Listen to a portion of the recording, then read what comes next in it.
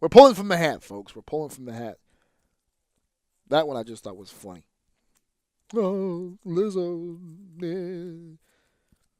She really thinks she's setting the trend, too. Like she's the first big woman singer. It's hilarious.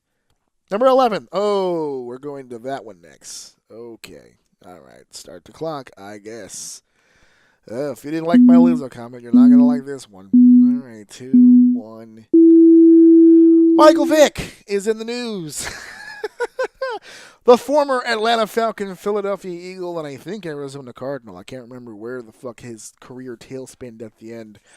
For those of you who live under a rock, Michael Vick was the famous NFL quarterback who got charged and sentenced for his role in pretty horrific shit when it comes to dogs. Dog fighting, dog cutting, dog raping, dog all kinds of shit. Breeding and anything malicious or vicious you can think of doing to a dog.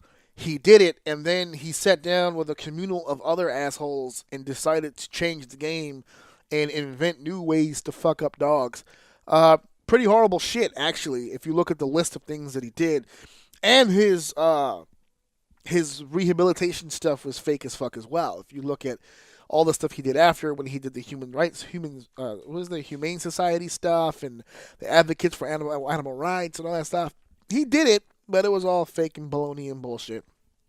Because that's what he is. He doesn't really give a shit about dogs. He doesn't care, as evident by his actions in the first place. What did they think? That him going to an animal shelter and looking dogs in the face was going to change his mentality? He sat there and watched these dogs be brutalized. I don't think if he can sit there and watch a dog be opened up in front of him, I don't think he's got a problem staring into the eyes of a sad puppy. It doesn't seem like that's going to move him in any way. Having said all that, the reason why he's in the news, because this all happened, 10 years ago? Something like that?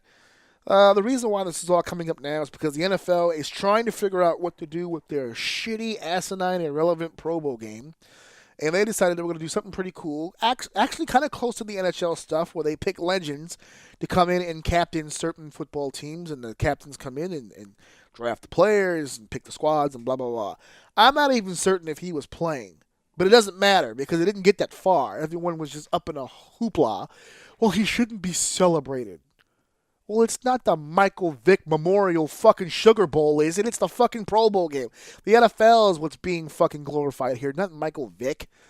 As much of a douchebag, a shitbag, and an animal destroyer, and a piece of shit I actually think that he is, I have no problem with him being in this fucking game for multiple reasons. A, I don't give a fuck about Michael Vick. B, I don't give a fuck about the Pro Bowl. And C, I barely give a fuck about the NFL anymore. It's the fucking Patriots every year. I have fallen off of the sport, which is my next point. For everybody who's complaining about him being named captain, if he wasn't named captain, if they'd pick someone else, someone more identifiable, a good person, are you watching the game? No, because no one watches the fucking Pro Bowl game.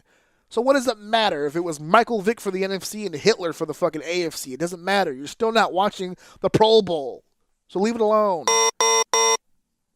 Yeah, cut that overtime noise out. You're getting me hot over here. It's just fucking dumb. Well, he doesn't need to be glorified. Who the fuck is glorifying him? He's going to be on this TV screen with a lower third for 10 seconds.